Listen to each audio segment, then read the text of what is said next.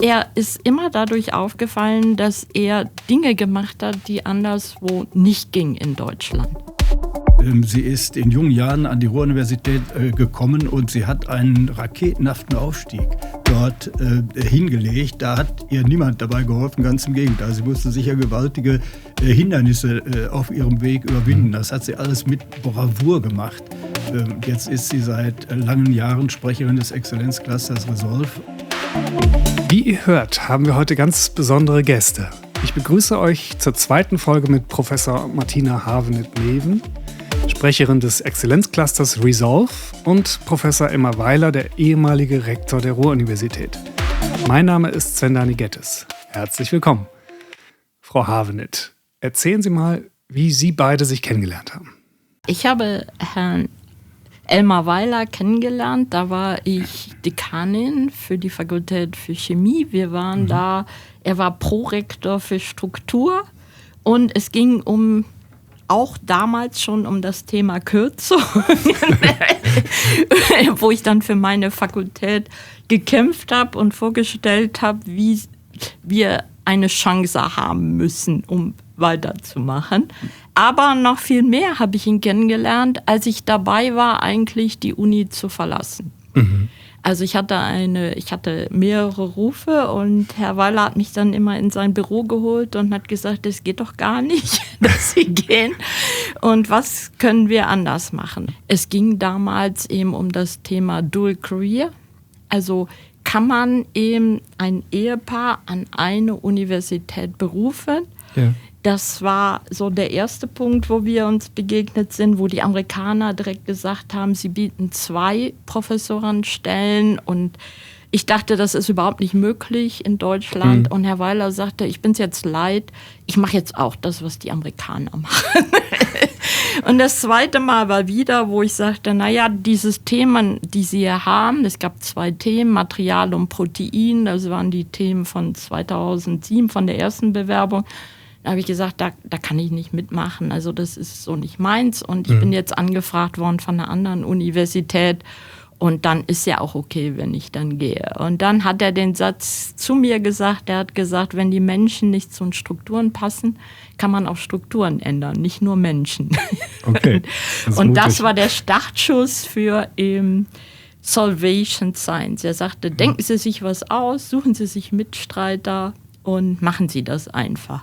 Ja. Ich war vollkommen überrascht und das hat auch quasi wieder die Denkrichtung vollkommen verändert. Das ist schon fast der Pfad dann zu dem späteren Cluster hin, aber Sie haben also sozusagen wirklich immer zurückgerufen. Es kam der Ruf des Abenteuers und dann haben Sie gesagt, das Abenteuer kann auch hier stattfinden, nämlich genau im Ruhrgebiet. Ja, also ich war von den Grundlagen, die die Universität bieten kann, überzeugt, aber wir müssen und mussten und werden das auch immer wieder müssen, flexibel genug sein. Wir sind für die Menschen da und nicht die Strukturen für die Menschen. Mhm. Und das ist, glaube ich, genau der Punkt, wo man die Dinge vollkommen anders machen kann, als man füglich vielleicht auch erwarten würde. Es gibt ja so Voreinstellungen, wie Universitäten funktionieren. Man kann da subversiv mit umgehen und das hat durchaus gewaltige positive Effekte. Ja.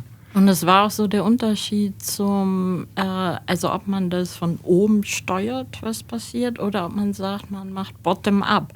Entwickeln Sie Ideen, suchen Sie sich eine Mannschaft und versuchen Sie, andere zu überzeugen.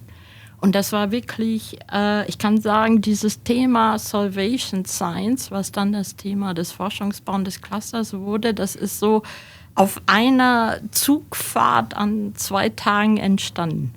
Ich möchte vielleicht nochmal auf den Standort Ruhrgebiet zu sprechen kommen, bevor wir uns in diese Strukturen begeben. Das sind ja, wenn man jetzt Dortmund und Bochum, aber auch Duisburg und Essen damals noch getrennt nimmt, ganz spezielle Orte gewesen, die lange auch davon profitiert haben, dass sie stark subventioniert wurden als sogenannte Arbeiteruniversitäten im Ruhrpott. Und dann kam plötzlich diese große Wende in der Finanzierung von Hochschulen. Man hat gesagt, so, da muss mehr Wettbewerb rein und das hat plötzlich alles in Bewegung gebracht. Herr Weiler, Sie waren ja damals sozusagen nicht nur dann Rektor der Ruhr-Universität, sondern auch vorher schon bei der DFG sozusagen mit dabei, als wahrscheinlich diese Ideen entwickelt wurden. Was ist damals eigentlich passiert, kurz nach der Jahrtausendwende, dass man gesagt hat, da muss jetzt tatsächlich so etwas wie eine Exzellenzinitiative her, obwohl dieser Begriff ja auch immer schon umstritten war, weil er was Elitäres hatte und so weiter. Aber vielleicht einmal ganz kurz in der Nutshell, was ist damals passiert? Ich glaube, das Bewusstsein, dass die Universitäten in der Nachkriegszeit nicht wieder sklerotisieren durften. Die Gefahr war einfach da. Man ist ja mit der Ruhr-Universität eigentlich auf eine ganz besondere Art und Weise in Deutschland mit der ersten Neugründung gestartet und hat gesagt, da wollen wir im Grunde keine alten deutschen traditionellen Strukturen. Man hat sich nach dem amerikanischen System der Department University umgeschaut. Das war auch damals die Empfehlung der Vorläuferstruktur dessen, was man heute Wissenschaftsrat nennt. Und hat dann diese Universität auch so aufgebaut. Eine Universität der offenen Türen, flache Hierarchien, gar keine Fakultäten, sondern disziplinär geschnittene Departments. Was wir heute Fakultäten nennen, ist ja nur eine Umbenennung einer Struktur, die eigentlich keine Fakultät im traditionellen Humboldtschen Sinne ist, sondern Department. Und insofern war die Ruhr-Universität da durchaus Vorreiter, auch in der Republik. Aber wie gesagt, man hatte, glaube ich, schon den Eindruck, die deutschen Universitäten, die richten sich gemütlich ein und dann passiert da nicht mehr viel. Und deswegen haben sich die Geldgeber im Bund und Land mit der DFG zusammengetan, Wissenschaftsrat natürlich auch, und haben überlegt, wie kriegen wir das System wieder in Bewegung gesetzt. Und das war eigentlich dann der Beginn der Exzellenzinitiative. Wir starten einen Wettbewerb. Herr Winacker, der damalige DFG-Präsident, der hat gesagt, also was wir hier eigentlich wollen, ist freies Malen. Nicht malen nach Zahlen, sondern ihr malt die Bilder, wie ihr sie braucht. Das ist natürlich im Lauf der Exzellenzinitiative doch wieder ein bisschen stärker ritualisiert gekommen. Aber immerhin, der Start war dann so. Als das losging, da hatte ich von meiner Universität aus so den Eindruck, die ist eigentlich offen dafür, so etwas zu machen. Und ich habe das als Chance gesehen. Und wir haben dann auch in der Universität klargemacht, wir machen da mit, wir zeigen, was wir können. Wir sind da nicht die geborenen Sieger, aber wir wollen wissen, wo wir stehen. Und das kriegen wir nur raus, wenn wir in einem solchen Wettbewerb mitmachen. Gut, da ging es in dem Sinne nur um Forschung. Damals reineweg, auch gar nicht um irgendwelche Nebenthemen.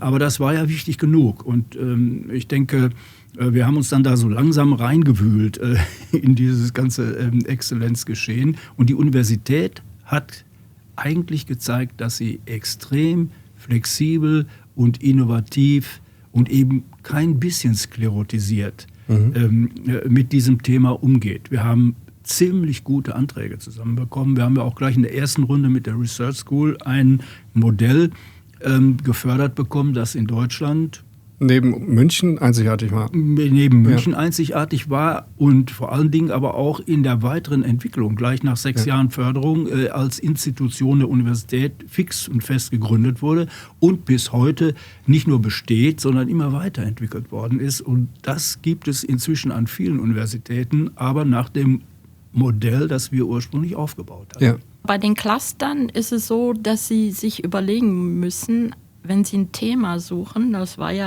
suchen sie sich ein Thema, suchen sie sich Leute, dass sie sich anschauen müssen, wo sind wir die Besten in Deutschland? Also das war so der Hintergrund. Also nicht ein Thema, damals war das Thema, ich nenne es mal Femtonanobio sozusagen in der Chemie. Das waren die Themen, die jeder hatte zu dieser Zeit. Und ich habe bewusst gesagt, wir brauchen ein anderes Thema. Wir müssen anders sein, aber da müssen wir die Besten sein in Deutschland.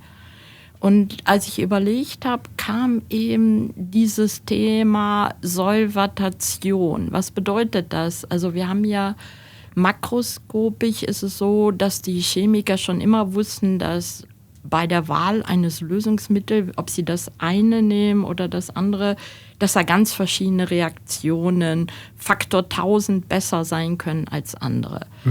Lösungsmittel sind aber auch, Wasser ist das häufigste Lösungsmittel in allen biologischen Prozessen, also auch in Ihnen.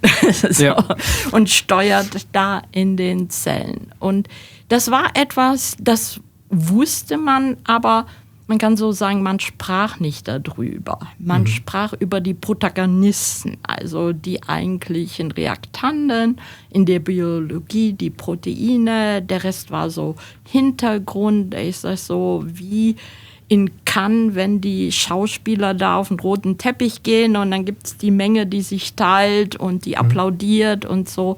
Die waren nicht im Fokus. Aber wir hatten hervorragende Theorie. Wir hatten Synthetiker, die sehr originell diese Lösungsmittelsteuerung einsetzen. Wir hatten es bis zu den Ingenieuren. Und vor allen Dingen war es eine Zeit, wo ich gesagt habe, wir können jetzt also in den Experimenten uns wir sind mikroskopisch geworden, wir können uns einzelne Lösungsmittelmoleküle anschauen. In der Theorie konnte man früher so 2 Wassermoleküle maximal mitnehmen. Zu dem Zeitpunkt ging es los, dass man 100 mitnehmen könnte. Und dann war so die Idee, jetzt ist so ein Zeitpunkt, um was ganz Neues zu machen. Wir können mikroskopisch auf einmal sehen, nicht nur sagen, es ist so dicht oder es hat die Temperatur. Nein, wir sehen den Vorgang live mit unseren Instrumenten. Und die Theorie kann eben auch realistische Szenarien berechnen. Und das war so der Ausgangspunkt, wo ich sagte, dieses Thema hat noch niemand besetzt. Wir haben super Forscher auf diesem Gebiet. Und das war so der Ausgangspunkt, wo ich dann wenn Sie die ominöse Zugfahrt ansprechen. Da habe ich gleich noch drauf zu sprechen. Da dachte, das müssen wir jetzt machen. Dieses Feld besetzen jetzt wir hier. Ja. Jetzt hätte man ja klassisch damals auch schon, also vor der Exzellenzinitiative, das über eine Forschergruppe im Kleinsten oder über einen Sonderforschungsbereich machen können. Das klingt jetzt aber nach viel mehr. Das heißt, jetzt entsteht was völlig Neues im Laufe des Prozesses, nämlich die sogenannten Cluster oder die Clusterforschung. Dafür haben wir einen kleinen Einspieler, liebe Hörer, damit ihr einmal sozusagen abgedatet werden, was denn genau so ein Cluster ist. Stellen Sie sich vor, die klügsten Köpfe aus verschiedenen Fachgebieten arbeiten zusammen, um die großen Fragen unserer Zeit zu beantworten. Genau das passiert in Exzellenzclustern. Diese Verbünde von Forschenden werden in der Exzellenzstrategie von Bund und Ländern gefördert. Dabei geht es nicht nur um Geld, sondern auch um die Chance, interdisziplinäre Projekte umzusetzen und weltweit zu kooperieren. Welche Exzellenzcluster gibt es im Ruhr Innovation Lab? 2012 startete mit Resolve, kurz für Ruhr Explores Solvation, das erste Exzellenzcluster der Ruhr-Universität Bochum. 2019 gab es in Bochum dann gleich doppelt Grund zur Freude. Die Förderung für Resolve, das sich mit Lösungsmittelchemie beschäftigt, wurde verlängert. Zudem wurde ein neues Cluster im Bereich IT-Sicherheitsforschung bewilligt. Unter dem Namen CASA, kurz für Cybersicherheit im Zeitalter großskaliger Angreifer, arbeiten Forschende daran, den Herausforderungen im digitalen Raum und darüber hinaus zu begegnen. Beide Bochumer Cluster gehen 2026 in die Verlängerung. Und es kommt ein weiteres aus Dortmund hinzu. Color Meets Flavor aus dem Bereich der Teilchenphysik. Damit hat das Ruhr Innovation Lab insgesamt 3 Exzellenzcluster unter seinem Dach. Ab Januar fließen über 7 Jahre hinweg jährlich Fördermittel in Millionenhöhe in diese 3 zukunftsweisenden Projekte. Jetzt in Ihrem speziellen Cluster, da wollen wir natürlich so ein bisschen erfahren, wie eigentlich dieses völlig neues Format Cluster eigentlich entsteht, wie man eigentlich auf die Idee kommt, so ein großes Konzept zu entwickeln. Das ist ja nichts, was man eigentlich normalerweise am Schreibtisch irgendwie findet, sondern das ist ja Teamarbeit, da hat man wahrscheinlich viele Menschen beteiligt. Und dann natürlich, wie man sowas vor allen Dingen auf die Straße bringt. Also von der Idee wirklich es schafft, am Ende des Tages so eine Infrastruktur einzurichten, die ja bedeutet, viele Leute heranzuziehen, viele Strukturen auch an der Universität zu schaffen. Vielleicht starten wir mal mit dem Beginn. Also jetzt hat man diese Möglichkeit, so eine ganz neue Förderung zu bekommen, die über den SFB hinausgeht, das heißt viel mehr Möglichkeiten schafft, viel größer ist. Ich glaube, das Besondere an den Clustern ist, ich war ja auch früher in SFB und Forschergruppen, aber die Förderungsschiene ist eine völlig andere. Weil sie eben auch Strukturentwicklung machen. Sie können eben auch frei malen. Wie möchten Sie diese Förderung einsetzen? In welche Strukturen? Wie machen Sie Nachwuchsförderung? Wie machen Sie Förderung von Frauen in den Naturwissenschaften? Wie machen wir Public Outreach? Es ist sehr flexibel, es ist komplett dem Management überlassen, das zu machen. Der Ansatz selber ist so gewesen, dass wir eine Idee hatten. Wir hatten eine Vision. Wir waren zu dritt, kann ich sagen, haben das gestaltet und haben gesagt, wir schauen mal, wie groß es ist und haben Leute angesprochen, die eben in den verschiedensten Institutionen einfach sagten, wir sind begeistert, das ist jetzt genau dieser Punkt, um dieses Thema zu besetzen. Das war bei 3 Max-Planck-Instituten so, wo wir zu Besuch waren. Das war an der Universität so. Aber als Clustersprecherin müssen Sie natürlich auch Steuerung machen in dem Ganzen. Und das war etwas, wo ich wirklich erstmal so 4 Tage in so einem Kurs war, auch um mir zu überlegen, wie muss ich das Ganze steuern. Und eigentlich muss ich so steuern, dass ich Belohnung mache. Ich bin selber auch Mutter. Ich weiß, man kann besser mit Belohnung steuern als mit Bestrafung. Definitiv, ja. Das gilt auch für die Erwachsenenbildung. Ganz genau. Also welche Belohnungsmechanismen machen wir neben so einer Grundfinanzierung von Forschungsstellen, um eben zu schauen, dass wir mehr zusammenarbeiten, dass wir neue Themen besetzen, dass wir auch High-Risk-Themen besetzen können, aber dass wir auch den besten Nachwuchs ausbilden, dass wir ihm die besten Chancen geben, weil nur so können wir den besten Nachwuchs zu uns holen und dass wir auch den Studierenden, also den Doktoranden, das ist ja im Cluster ab Promotionsstudium, Chancen geben, die sie sonst nicht hätten. Nämlich bezahlte Konferenzen, bezahlte Auslandsaufenthalte, zusätzliches Coaching, zusätzliche Organisation von Summer School. Wie kann ich Möglichkeiten schaffen für alle? Weil das ist das, was hinterher auch mitbegutachtet wird. Also es geht um die Forschung, ob sie wirklich Trendsetter gewesen sind von einem neuen Forschungsthema und ob sie auch es geschafft haben, ein Team zusammenzubringen, was mehr ist als die Summe ihrer Teile. Das heißt, die Idee, die Sie gesponnen haben, war gar nicht nur auf den wissenschaftlichen Outcome gerichtet, sondern also das, was man tatsächlich erforschen kann, sondern vielmehr auch auf die Strukturen von Forschung insgesamt. Also ein viel größeres Bild, wenn ich das richtig verstehe. Genau, weil Sie können, vielleicht kann ich mal einzelne Beispiele nehmen. Sehr das gerne. sind für die Doktoranden, dass ich gesagt habe, die bekommen die Möglichkeit, frei 3 Monate ins Ausland zu gehen und mal an unserer Partner-Unis, UC Berkeley, Yale und ETH mitzuforschen für 3 Monate.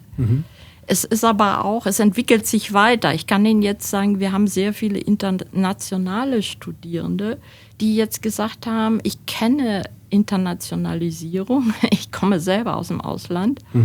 Ich würde mal gern die deutsche Industrie kennenlernen. Und wir werden jetzt im neuen Cluster Ihnen ermöglichen, während der Promotion 3 Monate in der Industrie zu arbeiten und haben auch Events, wo wir die Industrie zu uns einladen, Kaminabende machen, wo sie da in Kontakt kommen mit der Industrie.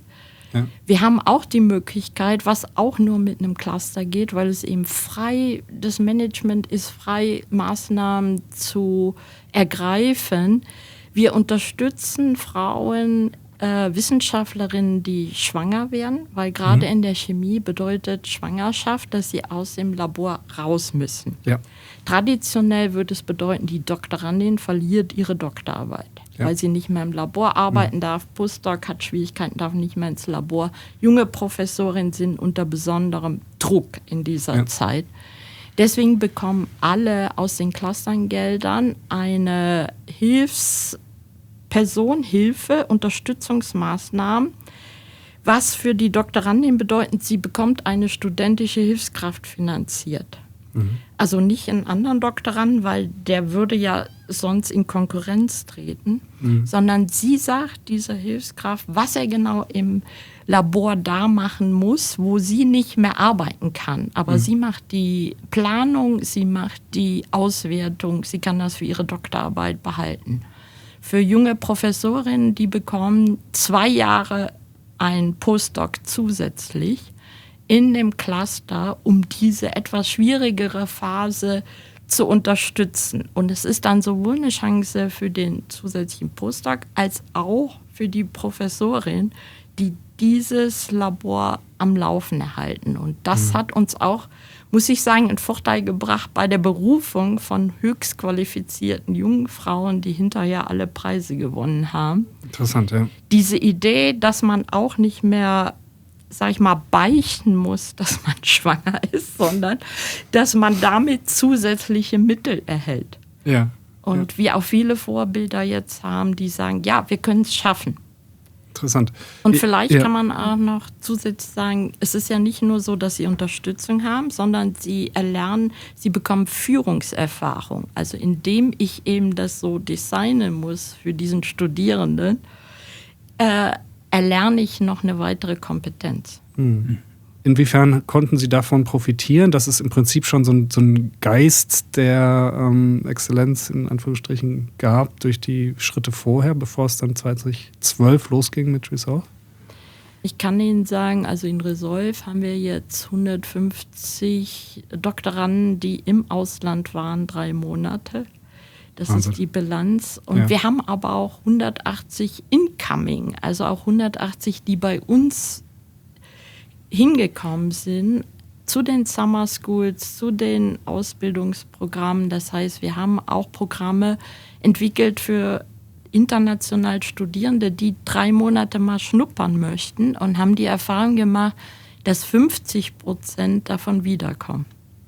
Das ist interessant. Später. Ja, weil das natürlich ein wichtiger Aspekt gerade in der jetzigen Zeit ist, nämlich der Versuch, eben internationale Studierende oder auch Wissenschaftlerinnen nicht nur zu gewinnen für eine gewisse Zeit, sondern im besten Fall, da kommt das Stichwort Industrie auch wieder rein und auch natürlich die Forschungslandschaft, die auch hier zu halten und nicht so auszubilden und dann sofort wieder an den Weltmarkt zu verlieren, sondern sozusagen auch zu begeistern für eine Region und für ein sozusagen ein Innovation Lab. Da sind wir beim Stichwort. Also was diese gemeinsame Entwicklung dieser Konzepte anbetrifft, das war, glaube ich, auch im Ergebnis dann dieses Bewusstsein, was mit Universität eigentlich heute möglich ist. Wenn man alte Strukturen oder alte Verfahrensweisen, alte Denkweisen aufbricht und dass Universität sowas sein kann wie eine wirklich eng verbundene Gemeinschaft, die sich umeinander kümmert, wo man nicht nach irgendwelchen vorgegebenen Regeln arbeitet, sondern schaut, was brauchen die Menschen. Der Qualitätsanspruch ist immer oben an. Ohne geht es gar nicht, ging es auch nie. Aber dann zu sagen, das allein reicht gar nicht. Was brauchen wir noch? Und das hat, glaube ich, in diesen Diskussionen sehr viel auf den Weg gebracht, dass bis heute die Universität stark verändert hat, wenn man vergleicht, wie sie vielleicht so 2004, 2003, 2002 war. Und das ist natürlich eine saubere, gute Basis auch für die Zukunft. Das heißt nicht, dass man da jetzt stehen bleiben soll, man muss das immer weiterentwickeln, aber das war ein sehr spannender Prozess, das auszutüfteln. Den jungen Menschen Verantwortung übergeben und Vertrauen entgegenbringen. Das hat, glaube ich, die Research School gemacht, das macht das Cluster und das waren Dinge, die in der Universität, das ist ja mehr so eine höhere Lehranstalt gewesen, früher hat viel geändert. Ja. Also wir haben auch ein eigenes Early Career Research Board, die auch ein eigenes Budget hat und darüber entscheiden kann. Also sie laden auch ein, die Leute, die für sie interessant sind, zu Vorträgen zur Summer School. Die Summer School wird komplett von ihnen gestaltet und wir stellen nur das Geld dafür und die Organisation mit dem Office. Also sie müssen dann nicht organisatorisch arbeiten, sondern nur inhaltlich. Und da stellt sich eben raus, das sind auch Möglichkeiten. Das sind oft die Leute, wo sie hinterher als Postdocs gehen oder als Berater oder die ihnen weiterhelfen. Sie werden extrem sichtbar. Und vielleicht auch noch mal eine Zahl. Also wir hatten bisher 31 Nachwuchsgruppenleiter im Cluster und 29 davon haben jetzt Professuren. Das ist eine beeindruckende Zahl.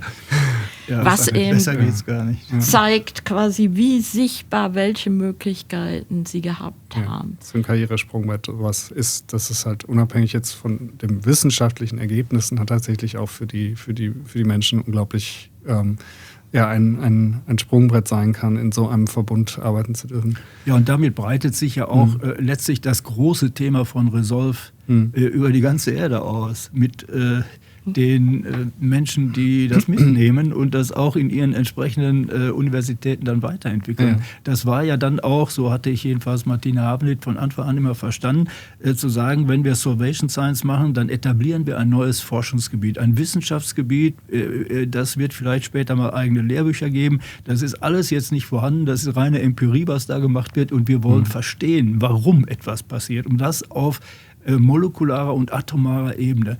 Und das ist ja ganz gut und schön, wenn man das an einem Ort macht. Aber damit es richtig zum Schwung kommt, ist es auch wichtig, dass man das Thema exportiert. Und das macht man ja nur über Menschen, die diesem Thema gewogen sind und verbunden bleiben. Und ich denke, das ist die Leistung, die Resolve erbringt und eigentlich auch jedes Cluster irgendwie, das gut funktioniert, die weit über die ursprüngliche Intention, ein Wissenschaftszentrum aufzubauen, hinausgeht. Das sind also 2 Punkte, an die ich direkt anknüpfen möchte, die ich mich total spannend finde. Und zwar eigentlich von Ihrem Lebenslauf, Frau Havenit, nochmal ausgehend. Und zwar, Sie kommen ja quasi über die Uni Bonn und dann verschiedene Stationen weltweit, Berkeley, um Nummer 1 zu nennen, dann ins Ruhrgebiet und bauen hier etwas auf, aber als Forscherin.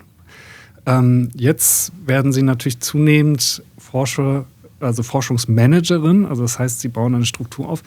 Einerseits, inwiefern bleibt da für Sie noch Raum auch zur Forschung? Sind Sie noch da aktiv? Das würde mich interessieren. Und dann natürlich so ein bisschen die Perspektive, weil das beginnt zwar jetzt in Bochum als Idee, aber der wird dann sozusagen zu einem Ruhrgebietsprojekt. Wir haben ja auch jetzt in der letzten Resolve-Phase eben nicht nur die Ruhr-Uni, sondern eben auch die TU mit dabei. Und Sie sind, das haben wir noch gar nicht erwähnt, zusätzlich auch Universitätsallianz-Professorin. Also auch das kommt noch dazu. Das heißt, Sie sind tatsächlich über den Ort Ruhrgebiet hinaus sozusagen für eine ganze Region jetzt Lehrende. Also vielleicht können Sie uns noch mal ein bisschen über diese Reise mitnehmen, von der Forschung in das Management und dann auch so ein bisschen in die Erweiterung des Raumes. Ich glaube, ich habe ja einen ganz untypischen Lebenslauf, in dem ich nach dem Diplom ein Jahr nach Berkeley gegangen bin. Auch damals gar nicht mit der Intention, Professorin zu werden. Das war mehr, glaube ich, Abenteuer. Okay, ist so, dass ich komme aus einem ganz kleinen Dorf und Bonn war eben schon groß, aber ich wollte noch mehr in die Welt hinaus. Und habe da eigentlich in Berkeley diesen Spaß an der Wissenschaft, den Enthusiasmus gelernt. Und vielleicht auch nochmal natürlich in meiner Rolle als Frau, ich kannte keine weibliche Professorin, so eine in der Chemie, aber in der Physik wird sich gar keine. Also es war überhaupt nicht dran zu denken, Professorin zu werden in der damaligen Zeit. Aber dann war ich in Berkeley und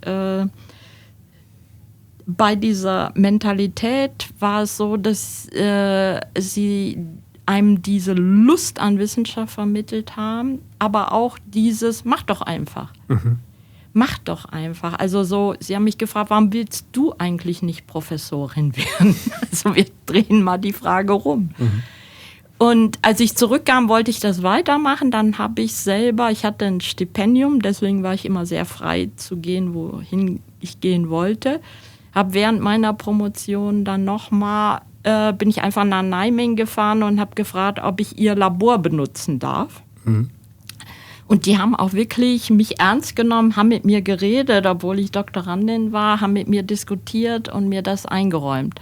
Und das waren eigentlich so Besonderheiten. Aber ich glaube, ich habe mich immer auch so ein bisschen verstanden als diese Underdog-Perspektive. Ich bin irgendwo hergekommen, wo es nicht selbstverständlich war. Und deswegen vielleicht auch die Lust daran, Forschungsmanagement, neue Strukturen zu schaffen. Dass ich sage, ja, für mich haben auch Leute etwas geschaffen, weil vor 100 Jahren davor hätte gar keine Frau studieren dürfen. Und ich muss jetzt auch neue Strukturen schaffen, so ein Stück weit in der Verantwortung und schauen, wie können wir freier miteinander Kommunizieren auch mehr ernst nehmen. Also ich habe das amerikanische, das holländische und das deutsche System kennengelernt. Und wie können wir vielleicht das Beste von diesem System vereinen? Also es gab in jedem etwas, was ich gut fand und etwas, was ich vielleicht weniger gut fand. Und die Möglichkeit, das frei zu planen, war natürlich mit dem Cluster. Jetzt haben man die Möglichkeit, es wird ein ganz neues Managementkonzept gefragt. Und das war auch der Grund, warum wir beim ersten Mal gewonnen haben, kann ich sagen, 2012. Ja, weil es war so, sie sind immer in dieser Endauswahl, haben alle super Wissenschaftler, super Publikationen, die das nicht haben, die sind nicht in der Endrunde. Okay. Wir sind angetreten, kann ich vielleicht sagen, gegen den damaligen Vizepräsidenten der Deutschen Forschungsgemeinschaft und noch gegen Mainzer, die auch sehr viel bekannter waren. Aber die Gutachter haben hinterher gesagt, you dare to go much beyond what the others proposed. Und das war der Grund, warum wir den Zuschlag bekommen haben. Interessant. Ja. Und vielleicht auch in dem Bild, als wir diese Mannschaft geformt haben, mal ist eine Mannschaft, habe ich jedem gesagt, wisst ihr, das war immer schon so, dass Bayern hatte die Stars, die teuren. Und habe ich gesagt, Forschung wie im Fußball. Ja. Und dann habe ich gesagt, gut, die anderen haben die Stars, aber wir werden mehr ein Team sein wie die anderen. Wir werden mehr rennen und wir werden uns kreative Ideen ausdenken. Und dann haben wir auch eine Chance zu gewinnen. Und das hat funktioniert. Also wir waren wirklich selber, kann ich sagen, von unserem Erfolg erstaunt und überrascht. Das erste Mal. Das war jetzt Bochum, aber jetzt wird der Raum erweitert. Das ist ja sozusagen noch komplexer wahrscheinlich zu managen als Forschungsmanagerin, oder wird es dadurch einfach, weil man mehr Unterstützung in den einzelnen Standorten es beruht, man hat mehr Unterstützung, also wenn dann quasi es an einer Stelle schwieriger ist, dann hat man mehr Möglichkeiten, kann ich sagen. Wir haben ja auch die Max-Planck-Institute, die mitmachen und Geld einzahlen in das Cluster, weil sie von der Idee überzeugt waren von Anfang an. Aber es hängt an den Personen. Also ich habe in Dortmund dann eben auch Personen, ich kannte persönlich damals Metin Tolan, der mit mir im Vorstand der Deutschen Physikalischen Gesellschaft war, weswegen wir auch wieder mit dem Zug gemeinsam immer gefahren sind. Ja. Und jetzt muss ich sagen, ist es Gabi Sadowski, also meine Kollegin, Co-Sprecherin, mit der ich ein wunderbares Vertrauensverhältnis habe, und es liegt an den Personen. Sie können sowohl wissenschaftlich als auch im Forschungsmanagement nur erfolgreich sein, ist meine Erfahrung in der Kooperation, wenn sie sich auch persönlich 100%ig vertrauensvoll aufeinander verlassen können. Und das müssen sie aufbauen. Und jeder muss, wie sagen wir immer, jeder muss sein Ego ein Stück weit draußen vor der Tür stehen lassen. Ganz interessanter Punkt, weil das natürlich ganz neue Fähigkeiten, die jemand mitbringen muss, der in der Forschung in so einem Spitzenamt ist, als vielleicht früher, wo es wirklich um die besten Publikationen, die meisten Preise geht, sondern hier geht es plötzlich um ganz andere Talente. Es geht um beides. Also sozusagen, sie brauchen diese Preise, sonst kommen sie eben nicht in die letzte Stufe. Ja, genau. Aber ein Cluster bekommt nur dann Geld, wenn sich die Gutachter sicher sind, dass es nicht nur eine Beutegemeinschaft ist. Und ich glaube, so der wichtigste Satz in dem Gutachten der Bewilligung war für mich auch, dass sie sagten, die Gutachter sie haben sich etwas sehr Ambitioniertes vorgenommen, aber wir sind uns sicher, dass sie es schaffen werden, weil man merkt ihnen an, dass dieses ganze Team seit langem mit großer Freude und Begeisterung miteinander kooperiert. Das ist schon fast ein fantastisches Schlusswort. Ich würde vielleicht eine kleine Frage noch zum Abschluss stellen. Ich habe jetzt jüngere Töchter. Ihre Töchter sind ja schon sozusagen im Studium erfolgreich gewesen. Wo sehen Sie vielleicht den Weg in 5, 6 Jahren für junge Frauen, junge WissenschaftlerInnen? Was erwartet die für ein Umfeld, wo Sie vielleicht sogar mitgewirkt haben, das einzurichten? Also was hoffen Sie sich für die nächsten Jahre an Entwicklung in diesem Bereich?